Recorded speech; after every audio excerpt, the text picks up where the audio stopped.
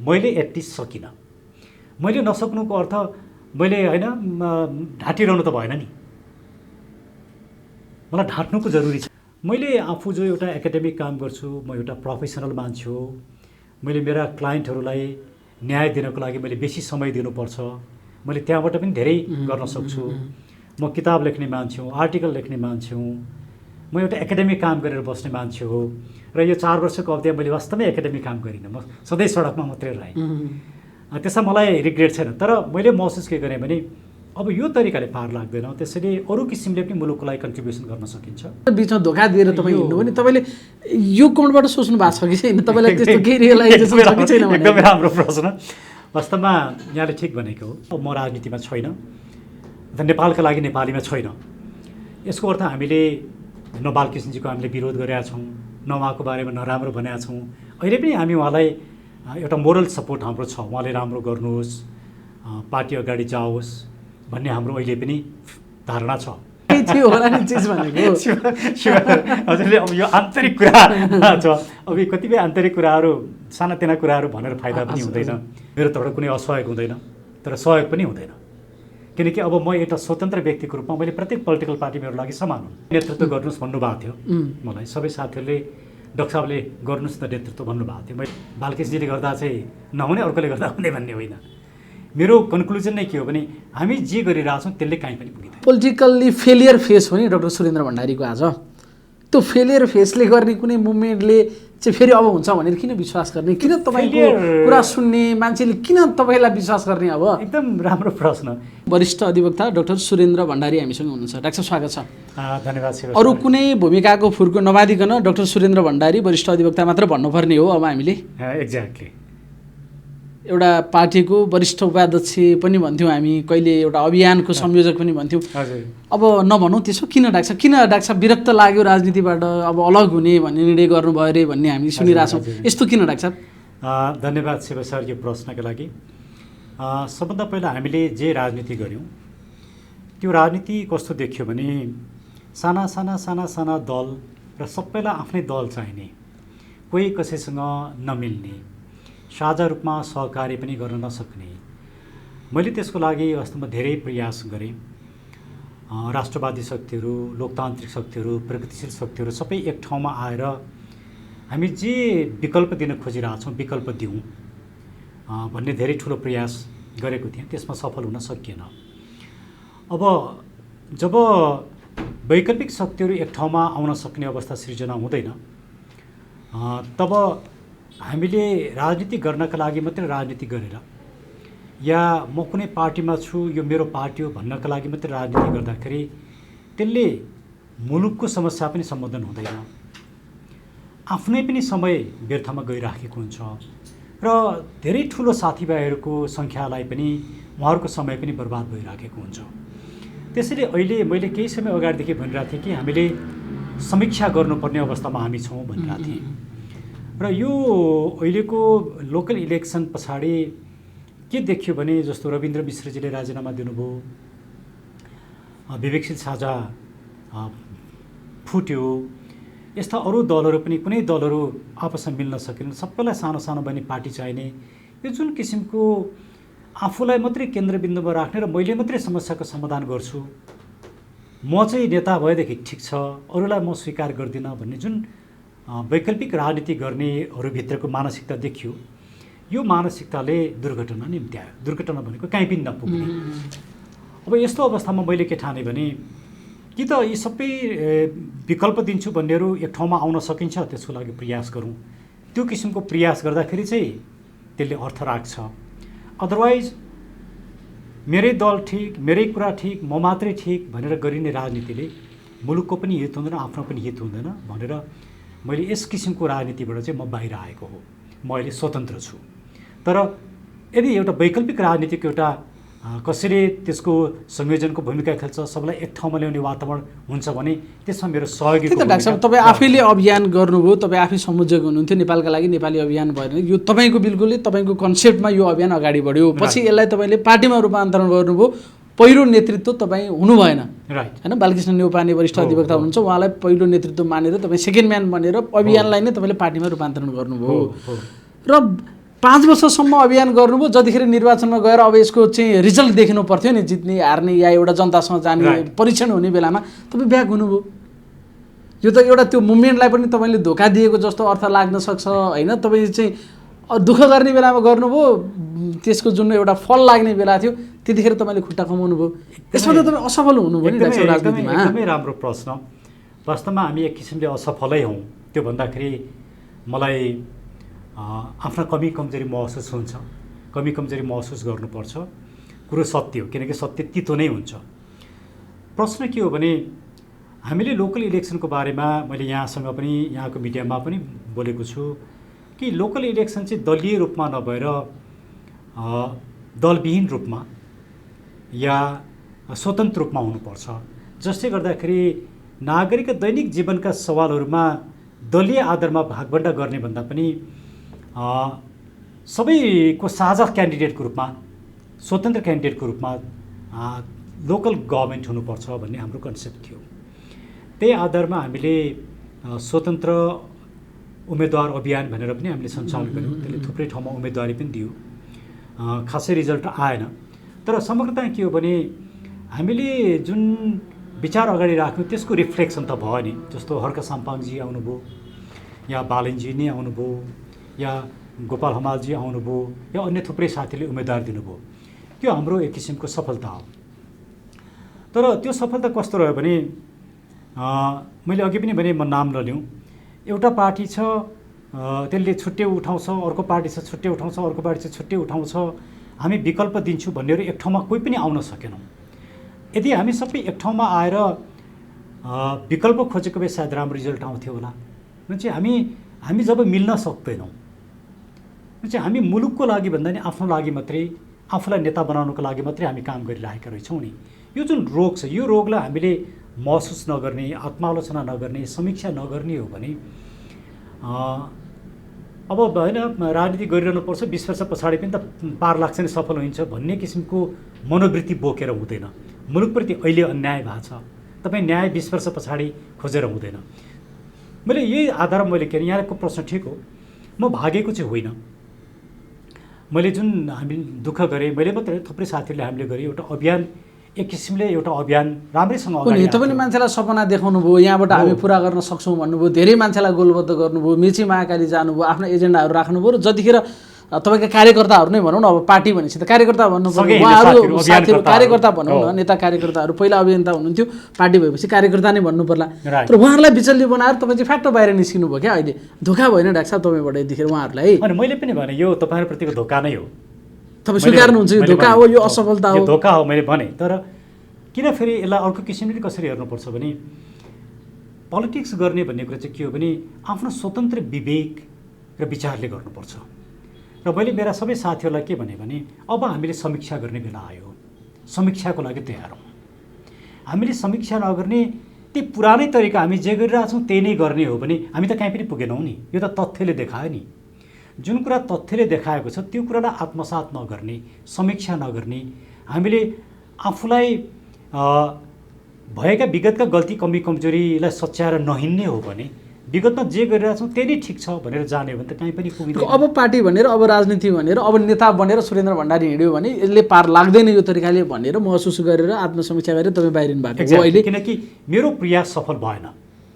मैले वामपन्थी शक्तिहरू, डेमोक्रेटिक फोर्सेसहरू, राष्ट्रवादी शक्तिहरू सबैलाई एक ठाउँमा ल्याउने मैले भगीरथ प्रयास गरेको।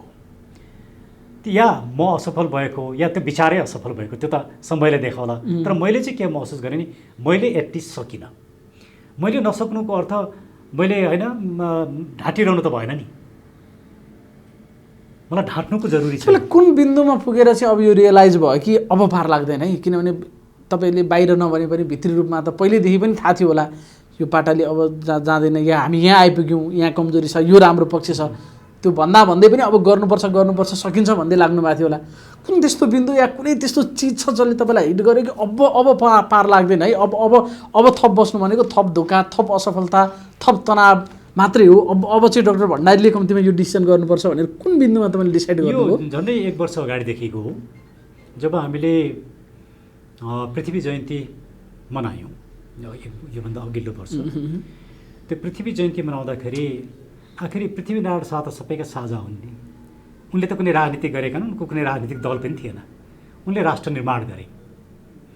उनलाई हामीले विभाजन गर्नुपर्ने केही जरुरी थिएन। तर राष्ट्रवादी शक्तिहरू नै एक ठाउँमा आएर पृथ्वी जयन्ती मनाएनन्। कसैको 10 जनाको झुन्ड, कसैको 50 जनाको झुन्ड, कसैको 200 को झुन्ड निस्केर पृथ्वी जयन्ती मनाइयो। पहिलोचोटि राजा ज्ञानेन्द्र पनि पृथ्वीनारायण शाहको शालिगमा आएर माल्यार्पण गरिबक्ष राजाले पनि। त्यो एउटा सकारात्मक कदम थियो। तर स्वयं राष्ट्रवादीहरू चाहिँ के थिए? झुन्ड झुन्ड झुन्ड कसैले कसैसँग सहकार्य गरेनन्। र म पहिलोचोटि त्यहीँनिर असफल भएँ र मैले महसुस गरेँ अब यो राष्ट्रवादी शक्तिहरूलाई एक बनाउन सकिँदैन। म त्यस पछाडि मलाई लागेको थियो कि अब हामीले गम्भीरतापूर्वक सोच्नुपर्छ। कहीँ पनि नपुग्ने यात्रा गरेर हुँदैन।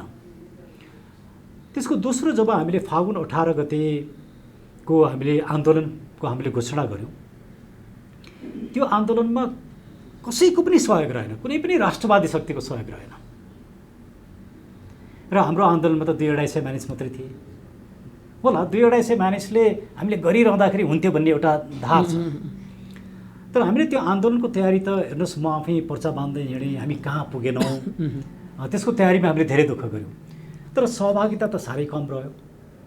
त्यसले पनि के देखायो भने वास्तवमा हामीले मात्रै पार लाउन सक्दैनौँ।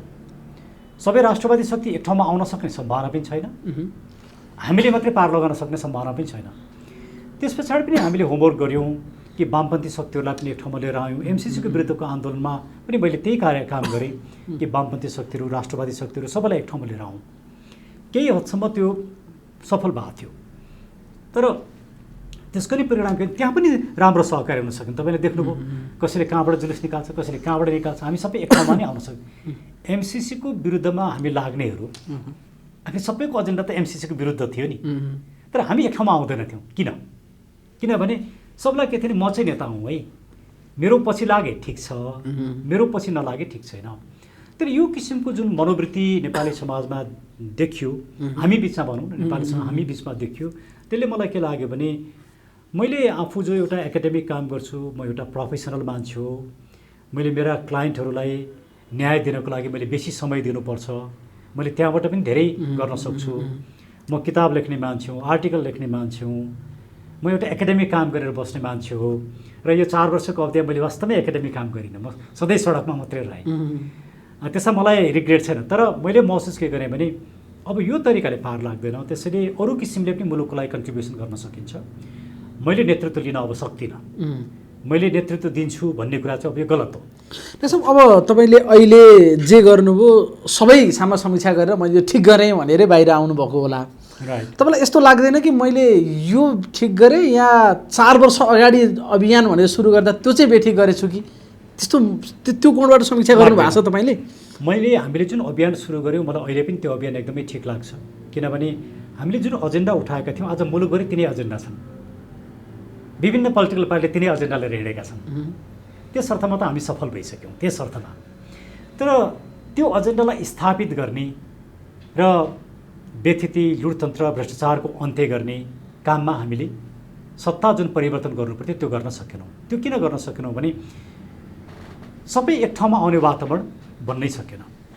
र पृथ्वी जयन्तीभन्दा अगाडि हाम्रो मङ्सिर 20 को जुन आन्दोलन थियो, मङ्सिर 20 को आन्दोलनमा अमेरिकन एम्बेसीले नोटिसै निकालेर त्यहाँ नजानु भनेर अमेरिकन एम्बेसीले नोटिस निकाल्यो। त्यस पछाडि अमेरिकन एम्बेसीले युथ काउन्सिल भन्ने एउटा प्रोग्राम चलायो, जहाँ उसले नेपालका युथहरूलाई गोलबन्द गर्छ र विभिन्न एनजिओहरूलाई सपोर्ट गरेर युथहरूलाई मेम्बरसिप दिन्छ। युथहरू हाम्रो आन्दोलनमा नआउन् भन्ने स्ट्राटेजीसित अमेरिकन एम्बेसी त्यसरी लाग्यो। त्यसलाई हामीले चिर्ने भरमग्दुर कोसिस गऱ्यौँ। हाम्रै आन्दोलनमा जोइन भएका केही साथीहरू पनि त्यो युथ काउन्सिलमा गएर मेम्बर बने।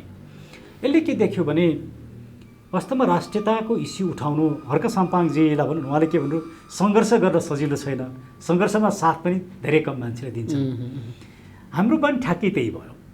अब यसले म कहाँ पुगेँ, मेरो समीक्षा कहाँ रह्यो भने एउटा सबैको लागि स्वीकार्य व्यक्तित्व जबसम्म सृजना हुन सक्दैन, त्यो व्यक्तित्व म होइन अब। किनकि मैले त कोसिस गरेँ नि, त्यो भएन। नभएपछि मैले अर्को 10 वर्षसम्म मैले कोसिस गरिरहनुपर्छ भन्ने मानसिकतामा म छैन।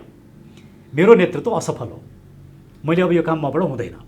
तर मैले सहयोगीको भूमिका खेल्न सक्छु। त्यसैले यदि कोही व्यक्तित्व आउँछ, कुनै समूह आउँछ जसले हामी सबलाई युनाइट गरेर लिएर जान्छौँ भन्छ भने त्यस्तो अवस्थामा मेरो सहयोगी भनेको तपाईँ मात्र असफल होइन नि, तपाईँ त अहिले पार्टीमा त सेकेन्ड म्यानको भूमिकामा हुनुहुन्थ्यो। बालकृष्ण न्यौपाने त्यो पार्टीको अध्यक्ष हुनुहुन्थ्यो, उहाँ पनि असफल हो होइन तपाईँको नजरमा? अब अहिले हेर्दाखेरि हामी सबै असफल हौँ। नेपालका लागि नेपाली पनि असफल हो, किन हामी चाहिँ सफल, नेपालका लागि नेपाली चाहिँ सफल, अरू पार्टी चाहिँ असफल मैले भन्न मिल्दैन। हामी सबै विकल्प दिन्छु भन्ने जति पनि शक्तिहरू थियौँ, पार्टीहरू थियौँ, व्यक्तिहरू थियौँ, हामी सबै असफल रह्यौँ। तर यो असफलता भनेको यसलाई हामीले निराशामा बदल्नुपर्ने, अब केही गर्नै सकिँदैन भन्ने होइन। यो असफलतालाई बुझेर अब हामी साँच्चै नै आत्मकेन्द्रित नबनौँ, हामी नै नेता बन्नुपर्छ भन्ने भावना नराखौँ।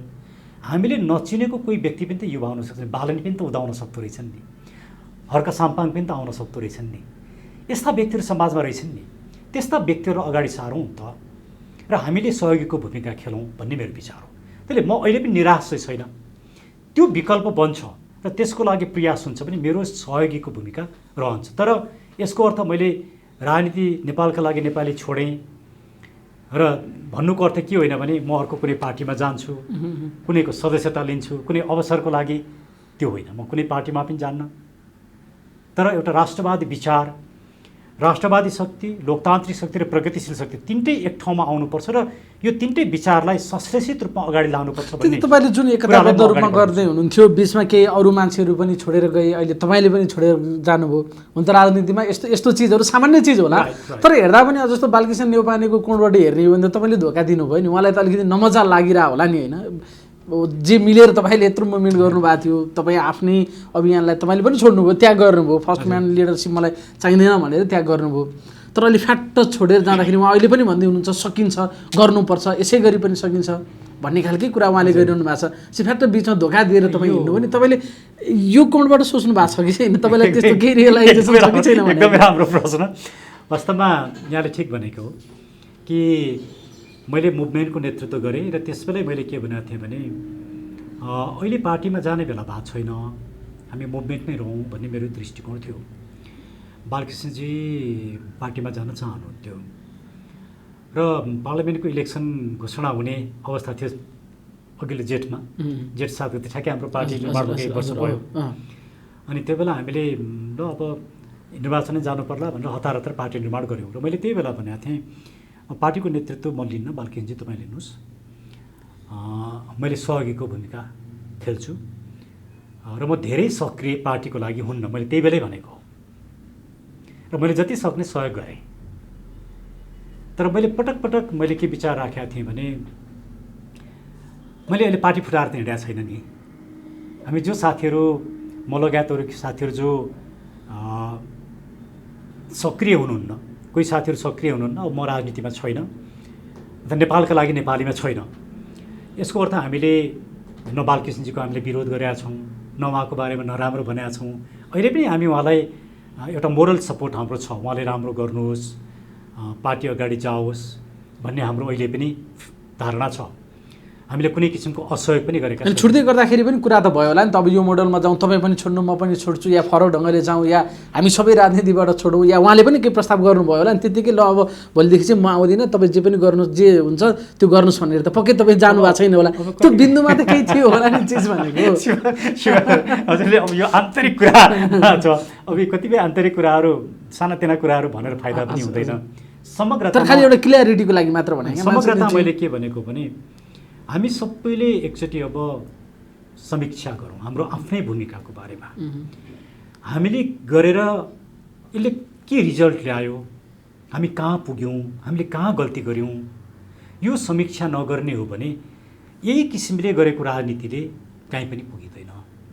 पहिला हामी असफल भयौँ भन्ने कुरा महसुस गरौँ, अनि किन असफल भयौँ समीक्षा गरौँ, सफल हुन के गर्नुपर्छ त्यो समीक्षा गरौँ, अनि चाहिँ कहीँ पुग्न सकिन्छ, त्यसले उत्साह दिन्छ।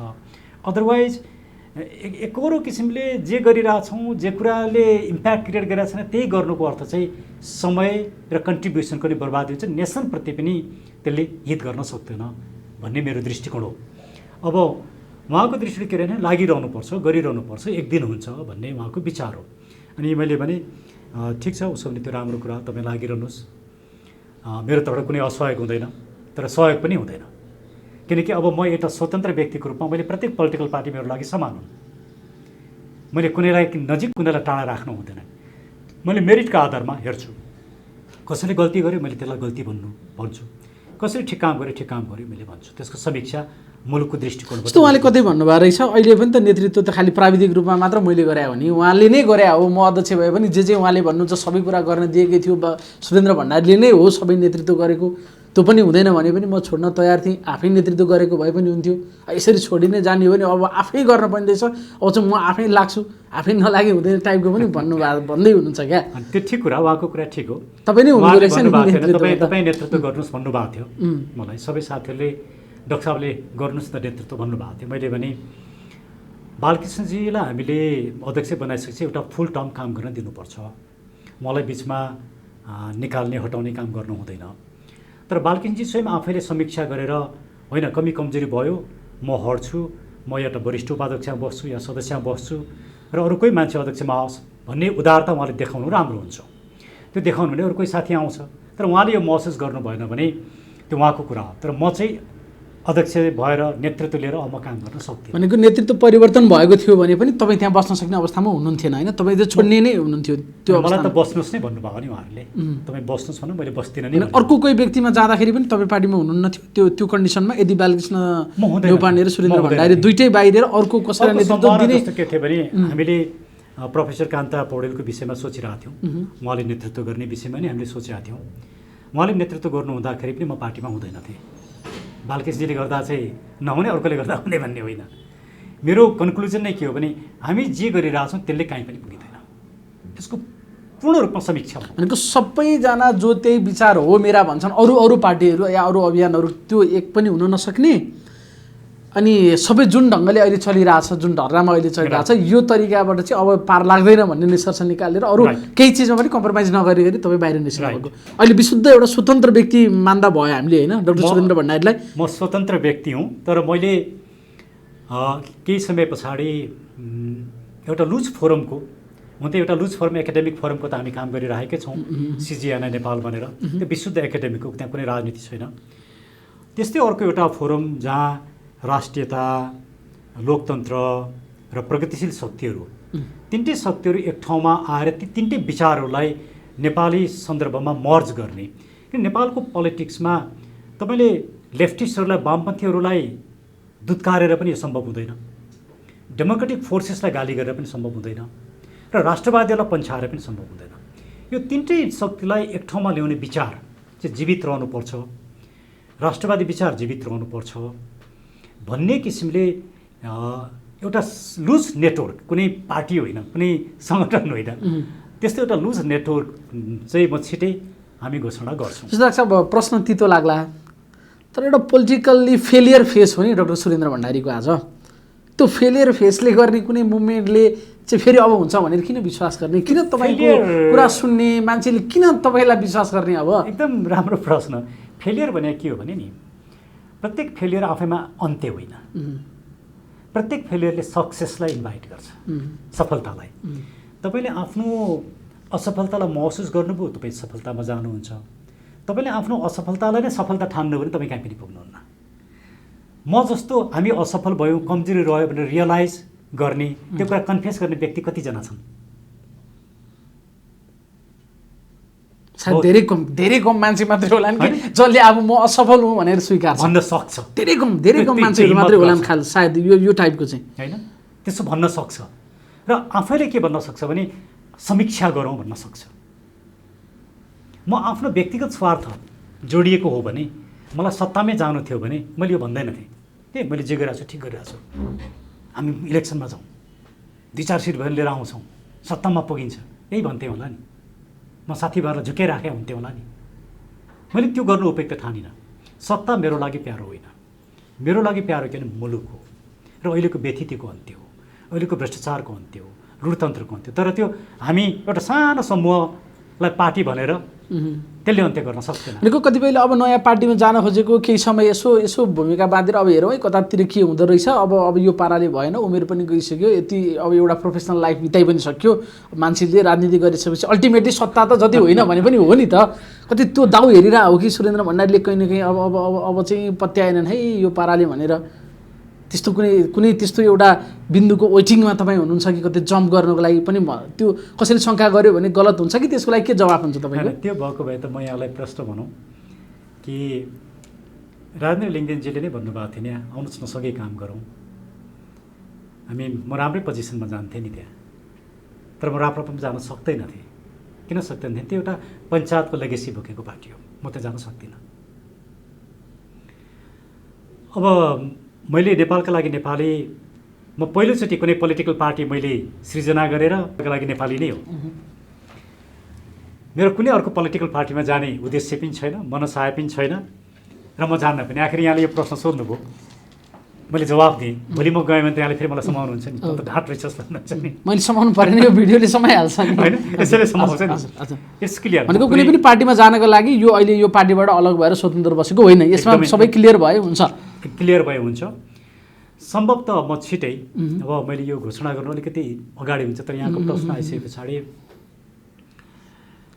हामी कुनै एउटा प्रतिष्ठान बनाएर, एउटा लुज नेटवर्क बनाएर एउटा राष्ट्रियताको इस्युमा मैले अहिले सोचिरहेको कुरा पनि नेपालमा अहिलेको क्राइसिस के हो भने एउटा पोलिटिकल थटलाई पोलिटिक्स नगरिकन सपोर्ट गर्ने के हो भने वामपन्थी विचार, लोकतान्त्रिक विचार र राष्ट्रवादी विचार, यी तिनटै विचारहरू एक ठाउँमा आउनुपर्छ। र नेपालको यथार्थता भनेको त्यही हो। र त्यस किसिमको थट चाहिँ नेपालमा जरुरी छ।